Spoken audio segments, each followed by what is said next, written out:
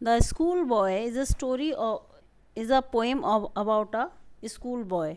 ये कहानी जो है ना, स्कूल बॉय एक लड़के की है जो कि स्कूल जा रहा है। वो एक घर में रहता है, फैमिली में रहता है। उसके लिए कितना कष्टदायी होता है स्कूल जाना।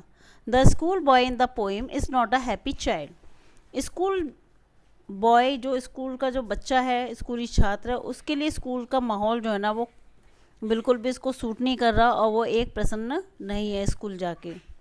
वॉट मेक्स हिम अनहैप्पी, कौन सी चीज़ें हैं जो उसको दुखी करती हैं। Why does he compares himself और to a bird that lives in a cage, वो कैसे अपने आप को एक ऐसे पक्षी से कंपेयर करता है, तुलना करता है जो कि पिंजरे में बंद है। और a plant that withers when it shown blossom, और कैसे एक फूल है जो कि मुरझा जाता है जबकि उसके खिलने की उम्र होती है। Now we see the first stanza of the poem. I love to rise in a summer morn when the birds sing on every tree. The distant huntsman winds the horns and the skylark sings with me. Oh, what sweet company! Now लड़का कहता है कि I love to rise in a summer morn, मुझे गर्मियों में सुबह सुबह उठना बहुत ज़्यादा अच्छा लगता है। When the bird sing on every tree, जब जब उस समय प्रातःकाल के समय का वर्णन हो रहा है, जब सुबह के समय अच्छा लगता है गर्मियों में। और जो हर एक पेड़ पर, जो आसपास जो पेड़ होते हैं वहाँ पे क्या करते हैं, पक्षी जो हैं वो बैठ जाते हैं और क्या करते हैं, गाना गाते हैं।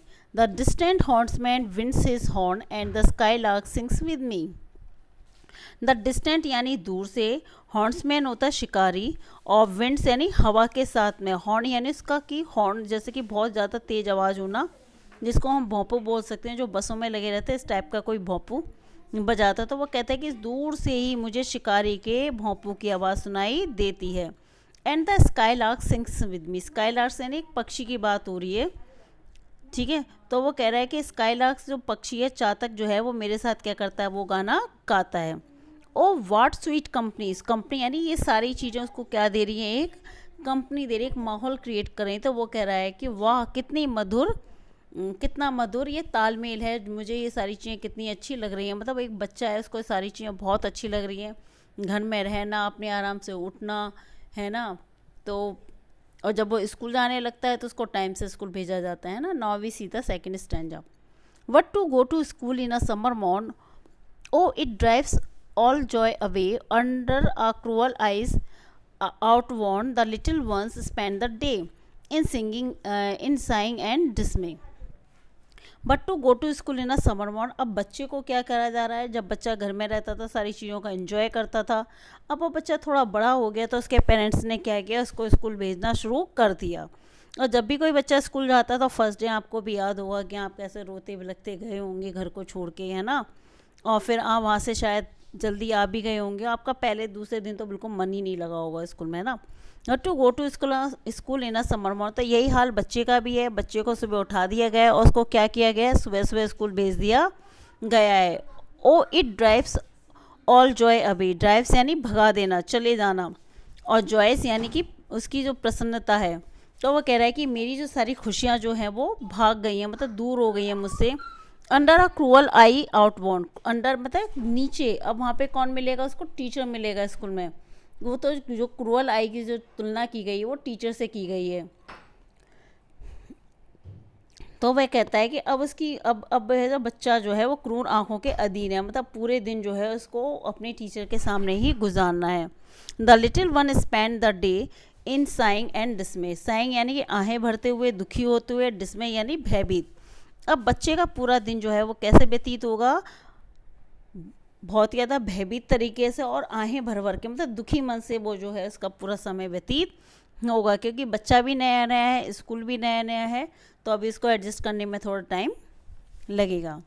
Now we see the next stanza. Then at times I drooping sit and spend many an एंशन hour, nor in my book can I take delight, nor sit in learning bowers worn through with the dreary shower. Then it at times, तो वो कहता है कि अब जो है ना, कभी कभी वो क्या करता है, अब वो, देन एट टाइम्स, और वो समय की बात कर रहा है। आई ड्रूपिंग, ड्रूपिंग मीन क्या होता है, शिथिल होना, यानी कि रिटायरिंग, मतलब बिल्कुल उसका कुछ भी करने का मन नहीं कर रहा है। एंशियस यानी कि वो क्या है, बड़ी है, चिंतित है। ड्रेरी यानी कि थकानपूर्ण है ना। Then at time I drooping sit, तो वो कह रहा है कि कभी कभार जो है मैं शिथिल मुद्रा में अपनी सीट पर बैठ जाता हूँ। And spend many and anxious hour, ऐसा चिंता करते हो, और कई घंटे जो है वो मेरे चिंता करते करते गुजर जाते हैं। मतलब पेरेंट्स के बारे में सोचा है, घर के बारे में सोचा, अपनी मम्मी की याद आ रही है, दादी की याद आ रही है। मे भी ऐसा हो सकता है उस बच्चे को, क्योंकि अब तक तो बच्चा घर में ही रहा है और अब वो स्कूल चला गया है, तो अब वो चिंता कर रहा है।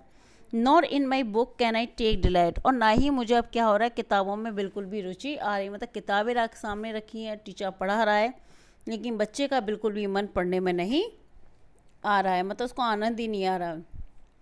नॉट सिट इन लर्निंग सुबह, और ना तो अब मेरे को पढ़ने में आनंद आ रहा, और ना ही मुझे वहाँ बैठने में खुशी मिलती है। खुशी यानी लर्निंग सुबह मतलब बैठ कर पढ़ने में मुझे खुशी मिलती है।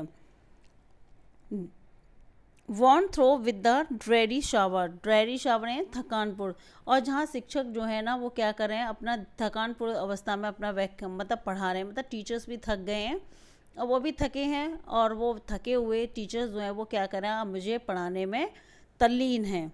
मतलब पढ़ा रहे हैं, मतलब थकान हो चाहे कुछ भी हो, लेकिन टीचर्स को तो अपना पढ़ाना ही पड़ेगा ना। तो वो कह रहा है कि टीचर्स भी थकानपूर्ण मुद्रा में और वो मुझे पढ़ा रहे हैं। Now we see the next stanza. How can the bird that is born for joy sit in a cage and sing? How can a child when fear annoy but droop his tender wing and forget his youthful spring?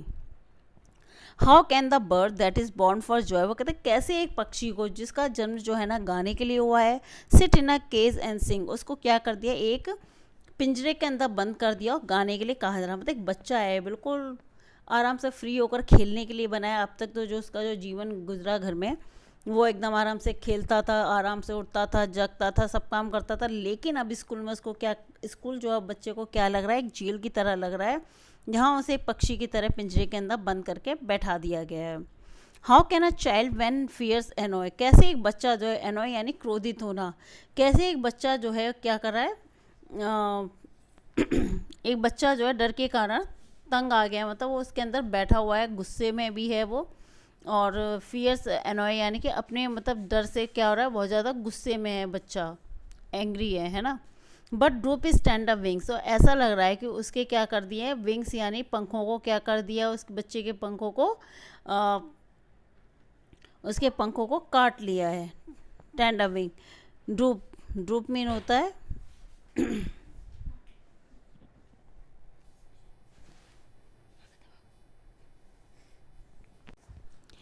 ड्रोपिन होता है शिथिल मुद्रा में, वो अपने शिथिल मुद्रा में अब सिर झुका करके बैठ जाता है, और वो कहता है कि मैं कैसे खुश रहता होता है। And forget his youthful spring, और जो अपने जो बचपन का जो उसका जो स्प्रिंग है, बसंत का मौसम है, और वह उसको भूल जाता है। Now we see the last stanza of the poem.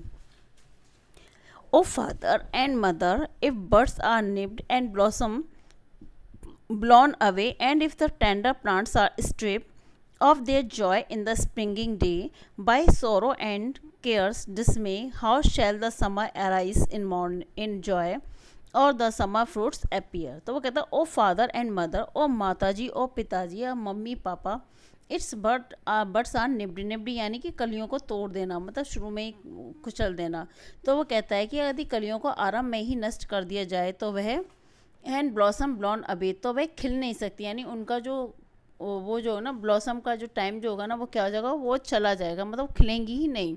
And in the tender plants are nipped, stripped, stripped mean होता है उसको क्या कर देना, उसको आनंद छीन लेना, उसको हटा देना।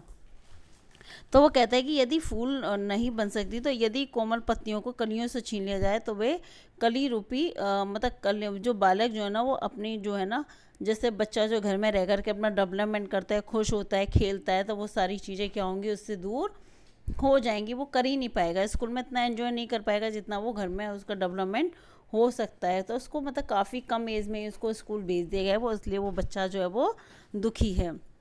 And if the tender plants are strip, तो वो कह रहा है कि जो नाजुक पौधे जो होते हैं उनका आनंद उनसे छीन लिया जाए तो of their joy in the springing day, springing day यानी आनंद वाले दिनों में। तो उसके आनंद के दिन कौन से, बचपन वाले, जब उसे स्कूल भेजा जा रहा है। तो वो कह रहा है कि यदि बच्चे के बढ़ती उम्र में या आनंद वाले दिनों में उसके सारे के सारे आनंद छीन लिए जाएं, how shell the summer arise in joy, तो कैसे वो गर्मियों में क्या करेगा, तो वो कहता है कैसे वो अराइज यानी कि आनंद, तो वो कैसे अपनी गर्मियों में अपने आनंद को मनाएगा, तो वो कह रहे हैं गर्मियों में कैसे फल दिखाई देंगे, मतलब अपनी तुलना जो है फलों से कर रहा है। और द समर फ्रूट्स अपीयर, तो कैसे वो अपने एंजॉय को, गर्मी में आनंद आएगा और कैसे गर्मियों में फल दिखाई देंगे।